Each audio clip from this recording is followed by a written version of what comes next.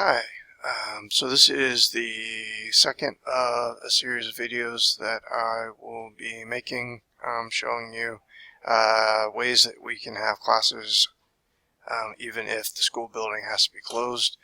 This one, we're going to look at a tool that's in Canvas that will allow you to have a synchronous class where students will log in at a specific time and then you would teach class basically remotely to them. And they would be able to interact with you and vice versa with each other, sort of.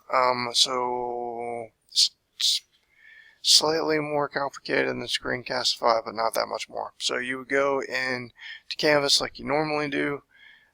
You would open whichever class that you want. And then over on the left, whenever you see the little eyeball with the line through it, all that means is that the students can't see it. It doesn't mean that it doesn't work. So in order for what we're going to discuss right now to work, you would need to make conferences viewable. So to do that, you go to Settings, Navigation, and then you would find Conferences and drag it up to the top, and then make sure that you save it.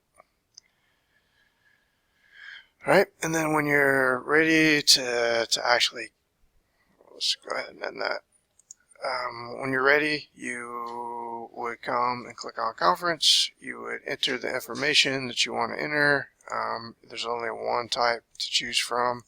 You can make it as long as you want to, up to a no time limit.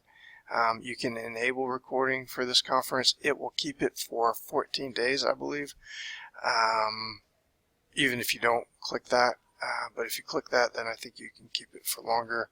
Down at the bottom, you can choose to invite all course members, or you can choose to invite just a few. If you click on this, it means that the parents aren't able to log into the class. But it would probably be easiest to invite all course members. The reason that I can't add any is because there's nobody else in this class. But I'm publishing this on YouTube, and so can't really have the kids' names on it. So that's why I picked this one. So anyway, invite all course members, update. And so under New Conferences, it'll have the title that you gave it, and then over here there are some options, which are you can edit it to change it to like 90 minutes if you wanted to, although I don't advocate for that, or you can delete it. But you would want to click Start. And it opens up a new tab with a plethora of features.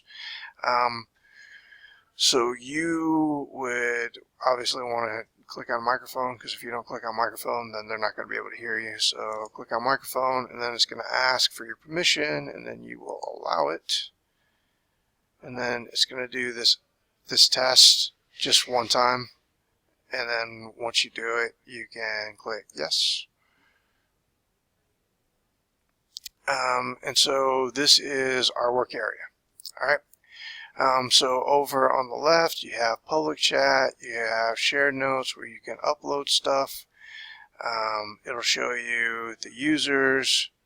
I said upload, where you can enter in information. You upload down here. This will be useful for having students to put questions that you can respond to, and this tells you what I said earlier about recordings are automatically deleted after 14 days.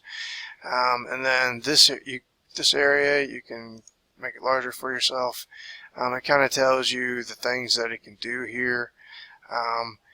I don't have a webcam, like I said, but if you wanted to share a webcam, you would click here, and if you wanted to not show the webcam, it's just as simple as clicking on it and it goes away.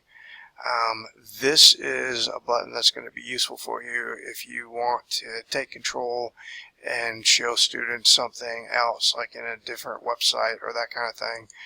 So you would share screen, and then you determine what exactly it is that you want them to be able to see.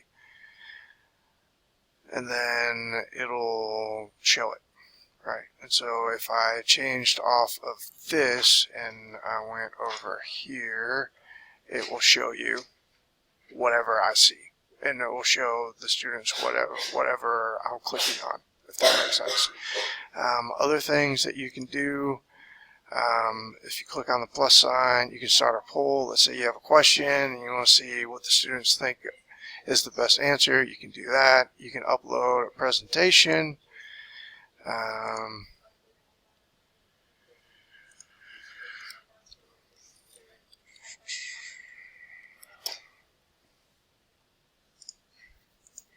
And it takes a little bit for it to do it. And then you click on upload, and then it takes a little bit of time. And while it works on that,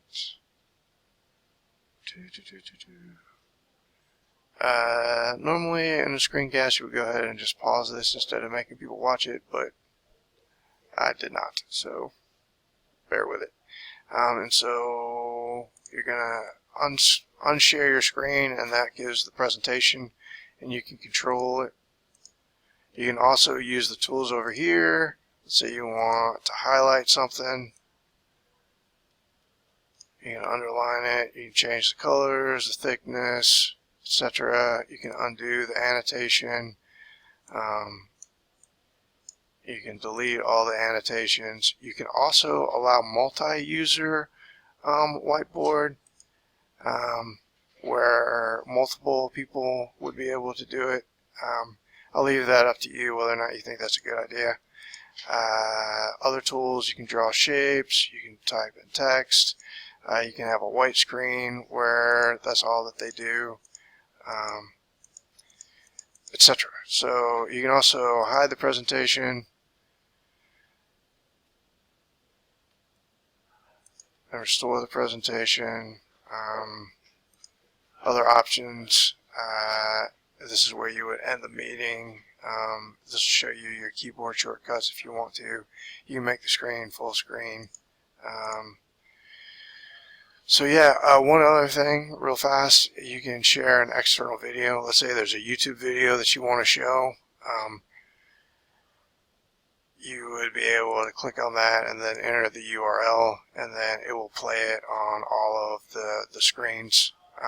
You can also do that by having a YouTube tab open, if you would like. So that's just the really brief version. Again, go in and play with it, mess around with it, see what you like and what you don't like. And if you run into a snag, let me know, and I will try to help you fix any issues that you run into.